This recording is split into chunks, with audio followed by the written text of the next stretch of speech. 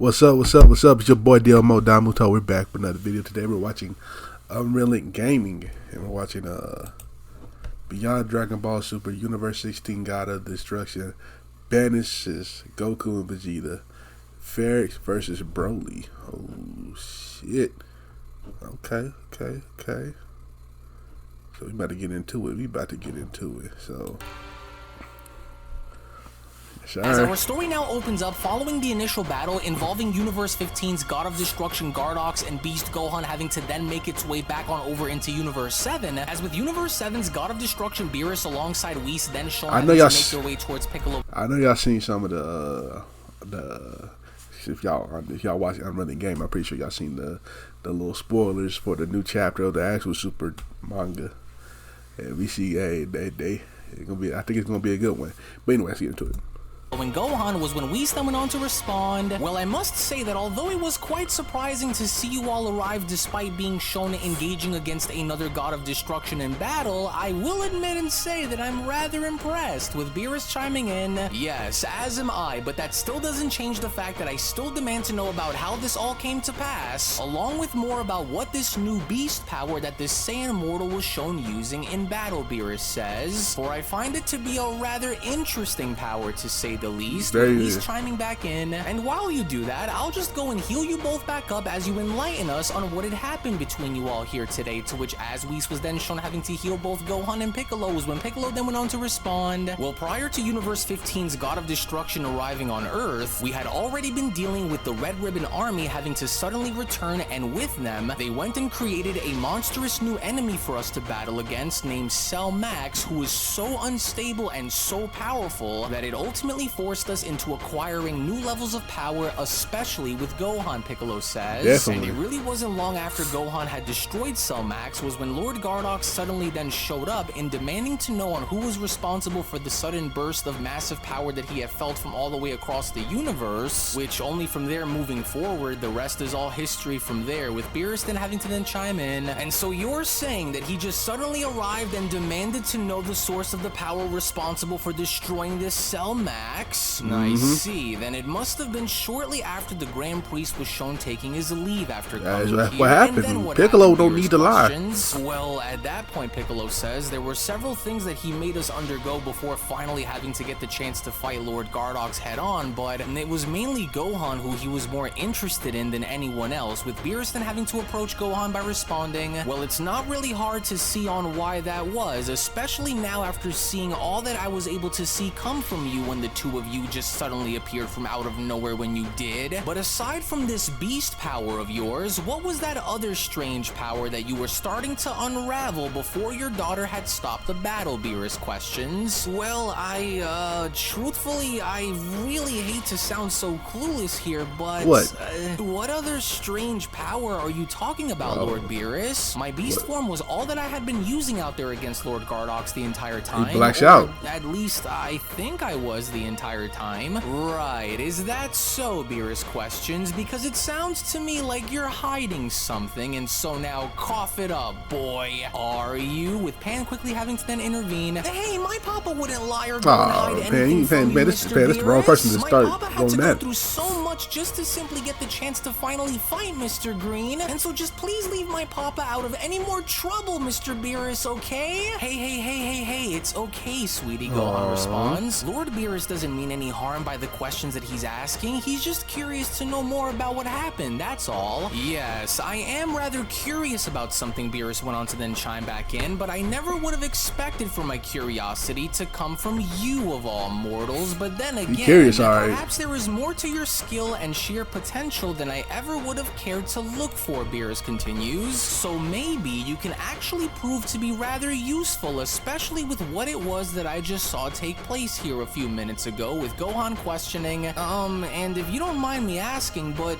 useful for what exactly, Lord Beerus? Quiet, I'm thinking here. Yes.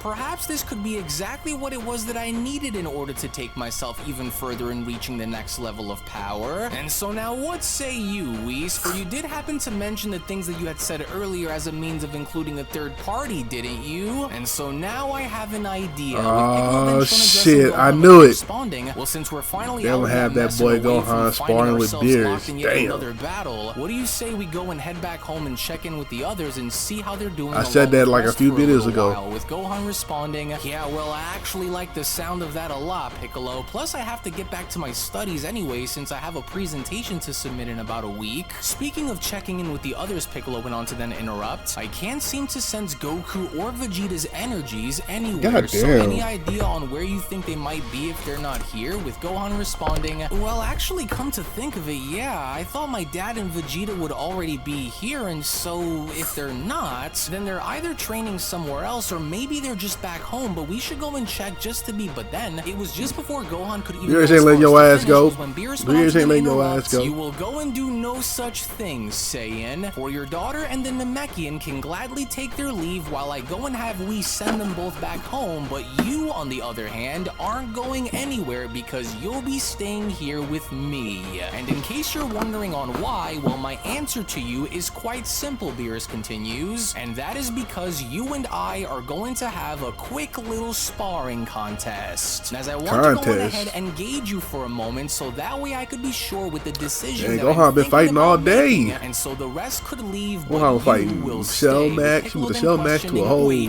God of Destruction to another God of Destruction, a stronger one. Sparring match with Gohan? Hold on, really? You want to go and fight me here and as in like now? Like as in like right now? Yeah. Well, it doesn't sound as though he's joking about this either, so geez, could this day get any worse for me? Oh, well, this doesn't sound through a lot, too Gohan. good. As all the while in the meantime, when then venturing back on over into Universe 16 and seeing the events follow involving Goku, Vegeta, and God of Destruction Pharix was when Goku then went on to quickly add, so that's what this was all about? Oh, great. And since he knows that we were actually directly training under both Whis and Lord Beerus, it sounds like this is far more personal now for him since he also knows that Whis and Lord Beerus trust us both. And you can see that he's not joking, and so this is more than likely a bragging rights contest for this God of Destruction than anything else. Well, it's obvious now, but there's no way that you are going to force me into getting into that tomb, Destroyer, Vegeta responds. And so we'll gladly accept your offer and battle you here and now, but what are you truly after here that you are so curious to know more about? Because if what you are saying is true, then what's in it for you? With God of Destruction Pharix responding, well, it's actually quite simple, for I am nothing like your bloated, ego-driven destroyer, and so what is in it for me is not hard to understand. The satisfaction that I seek in measuring both of your powers stems from my desire to redefine the hierarchy among our universe, as Beerus has always been too complacent in his superiority, bolstered by your successes in having you do his job for him, but by defeating you both in combat would mean that I would dismantle his faith within you mortals alongside Damn, what's up with this hate for Beerus, bruh? Y'all niggas on Beerus. Top-tier fighters are only but minor stepping stones to the true gods of destruction. And although I hold Beerus nothing must be personal a against terrible Beerus, person. one fact that I will state is simply that I just never liked his attitude in always assuming that both he and his universe were number one, and so we will decide it with this. That's some hating ass shit right there. Pay attention, for if this coin toss were to land on both of your faces, then I will grant you the liberty to go and use your strongest levels of power against me, as I will battle you both head on even at the same time if I must. And so if this coin toss were to land on your heads, then you will engage me both together. However, if this coin toss were to land on death, then you will both be removed from this world and sent into another realm where you will have to find your way back into this reality, or face the risk of being sealed away from this timeline forever. And so this coin will determine your future, mortals. And should fortune favor my curiosity after tossing this coin, Pharix continues, then I will go and seize this moment to delve into the enigma that is of this third Saiyan over there. Yes, and if what you had had said about his strength is true, then his raw and untamed power will be tested to see if it's worth its rumored presence or not. And to witness such a force under such conditions that favor me like the one that we are in now is an experiment which I am very keen to undertake. But what say you, Pharix questions? What better way to assess his rumored might than when fate itself conspires with me, am I right? Yes, you appear very tense, mortal creature. Oh, He's trying to see what Broly about. Not yet engaged in battle without finding out if they will be going first or not. Pharix went on to address Broly by responding, but either way we will soon see, and so come now and let us decide, for I'll make sure to hold up my end of the deal if and only if you Saiyans can go as far as to hold up your end of the deal as well. As it's a terrible game, easy, but nothing ever really is, isn't that right? Now let us be fair and trust that the outcome of this coin toss will prove beneficial. Pharix went on to then flip his coin, as Vegeta then went on to chime in. Oh, just wonderful. Well, brace yourself for the worst, Kakarot, because this one appears to be far more relaxed than many of the other destroyers that we've encountered, and I don't like it. And so prepare for anything at this point, and please tell me that you went and brought some senzu beans with you. Wait, what do you mean? I don't have any senzu beans on me, Vegeta. We never had a chance to go and visit Dende and Korin since these guys started showing up, with Vegeta responding, "Oh, you idiots! Of course you didn't bother to go and grab some when the moment called for you to have them. I should have known. Good job, Kakarot." Which, upon Pharix being shown now having to catch his coin, was when Pharix then went on to continue, "And thus your fates have been decided." Well, these new guys are problematic, as one must now ponder on whether or not Lord Beerus had truly readied you both for what lies beyond your current reality, but I trust and hope that you are, Pharix continues, because I do want to see on just how skillful Lord Beerus' students of the 7th truly are when up against the Master, and so I hope that you are both able to understand that this is now a trial where the stakes are at their highest, and if you start to lose sight of your purpose or fail to navigate your way back, then you will be devoured by the darkness that awaits you and forgotten by the annals of both time and history forever. That much I will leave you with, and so now, my faithful Veer, come and claim these unwashed souls and bring them into the realm where each and every one of their actions, along with each and every single one of their choices, come with a staggering price to pay. To which instantly now from out of nowhere, as two ghoulish ghosts were then shown having to grab both Goku and Vegeta from behind, was when Goku then went on to shout, "Whoa, hey, just what in the world is this? No, just where the heck did these things just jump out from? No, damn it, and why can't I go and move my body? Just what's going on? I don't know, Kakarot, but where is that interesting. I don't know what the fuck about to happen. To go and drag us both into. Now, quickly, Kakarot, we have to jump into our ultra levels and break away from them right now before it's. But then it was just before Vegeta and Goku even had the opportunity to go and do such a thing was when the ghoulish Veer were then shown dragging both Saiyans within the darkness of the tombs, as Vegeta then went on to shout, "Oh, damn it! You haven't beaten us just yet, God of Destruction! You hear me? Oh no! Broly, listen, whatever you do, and no matter how bad things get out here while we're gone, just try and control your anger like how we trained you! And so don't lose control, Oreo." But it was already too late, because with the Veer now successfully shown having to drag both Goku and Vegeta within the darkness of these tombs, as these tombs were now beginning to be sealed shut, was when Pharix then went on to continue, "Enough of this nonsense, as if anything that either of you will say will even matter at this point anyways, but nevertheless, it seems as though we found ourselves in a rather unique predicament, haven't we, mortal? As here we stand, just you and I, with those two momentarily brushed aside, the stage is now set for just you and me, Saiyan. As I am now rather curious on what that Goku had mentioned about this power that you harbor, and so therefore I want to see it. So now show me." And show Destroyer Pharix he did, because with Broly listening to Goku in not having to lose control but instead powering up to his Akari form, was when Pharix then went on to continue, "And so now don't listen to those whom are no longer here with us, Saiyan, because if you truly are every bit as gifted as your ally claimed for you to be, then present it. And while I assume that this power that you wield now is only but the base level to your actual strength, I'm beginning to wonder on why you were told to control yourself as best as you can upon our immediate battle, Broly, then went on to dash in, when you should already know that it would be a death sentence if you don't show me your best, mortal. Goku had spoken of your restraints, but there's something more behind whatever this is after all, isn't there? Bro, go all out, Broly. Go all out. Fuck that little bitch ass mummy niggas, Saiyan spoke of your restraint, there's an undeniable depth to your strength that I sense coming from deep within you.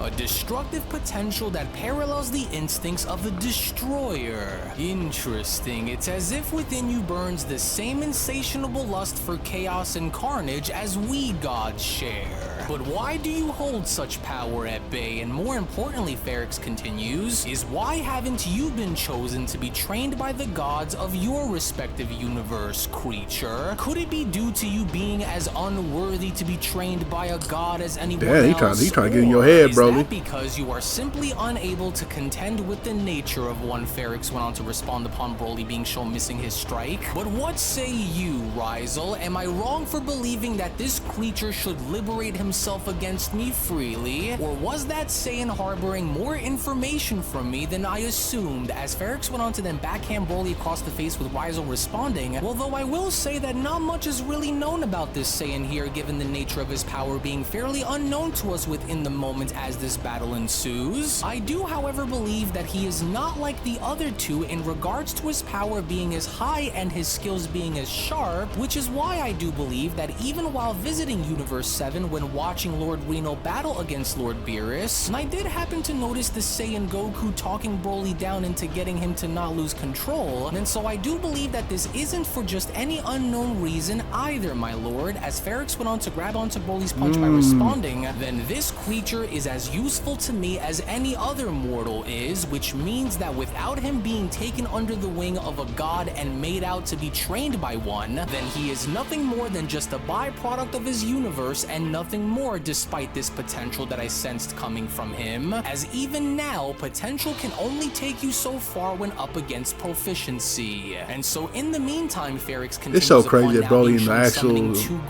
manga, and then they don't bring the anime RP Akira Toriyama, bro. But damn, while I wait to they see gotta if bring any of super your back, mortal bro. allies will be mentally sharp enough to find their way out Broly and back onto my in the world. super episode will You, be however, will be lit. fed to my many pets that I keep beneath the ground in which you stand on. And while I trust that at least one of your friends will return to me with a worthy acceptance to my challenge, you, however, will not. Quicksand, in case you didn't already know, as Broly was beginning to sink on down. So you can struggle all you want because it won't matter one way or another, Saiyan. Ridiculous. And here you had me excited to see on just why you were kept under the watchful eye of your Saiyan friends, only for you to be proven useless. To which even then, despite with Broly shown struggling and having to escape this quicksand, that slide, bro. only then being shown brought underneath it was when Pharix then went on to walk away by then continuing. So it's evident to me now that raw power alone is insignificant when lacking proper direction, and without the guidance of Beerus and Whis, he flails, powerful yet undirected.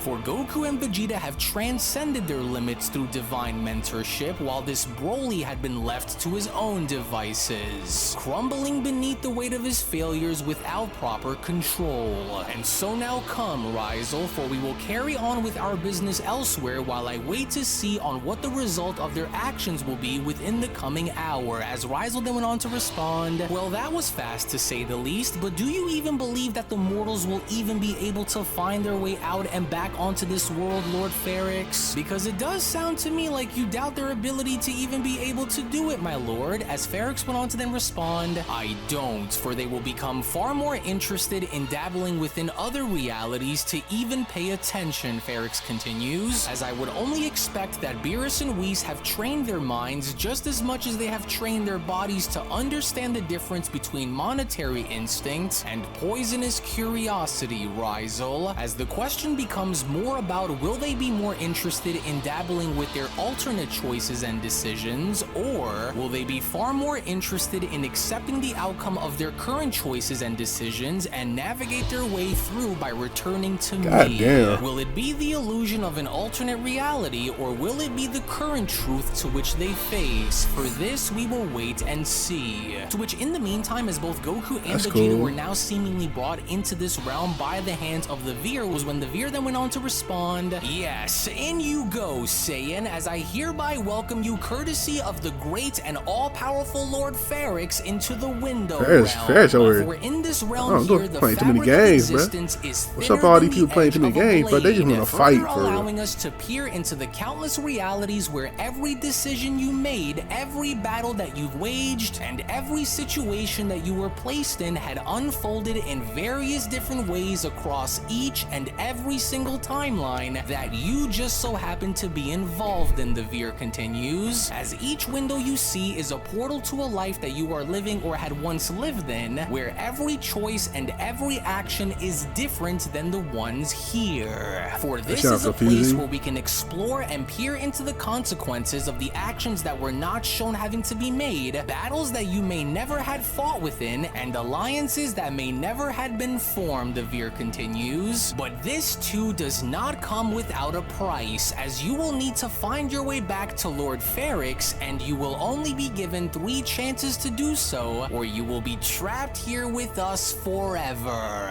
As Lord Pharix wants to see if either of you mortals have what it takes to possess the proper mental capacity in choosing correctly, but choose incorrectly among any of these windows after failing 3 times, and you will find yourselves ensnared in this realm for all of eternity. Trapped as a mere spectator within the confines of time, forever gazing upon the river of history without the means to swim ashore, even if you die. Vegeta and Because Goku got if this you though. were to perish here, then you will become a Veer just like us. So whichever window you choose to open, you better hope that it is the right one." With Vegeta then having to chime in, "The window realm? Wait, so you're meaning to tell me that each of these screens is an actual window into looking within an alternate timeline where the events of the outcome of each and every single one of my actions are vastly different, and more importantly different than the ones that I had made in this timeline? So I have 3 chances to go and choose to look into any of these in hopes of finding my way back?"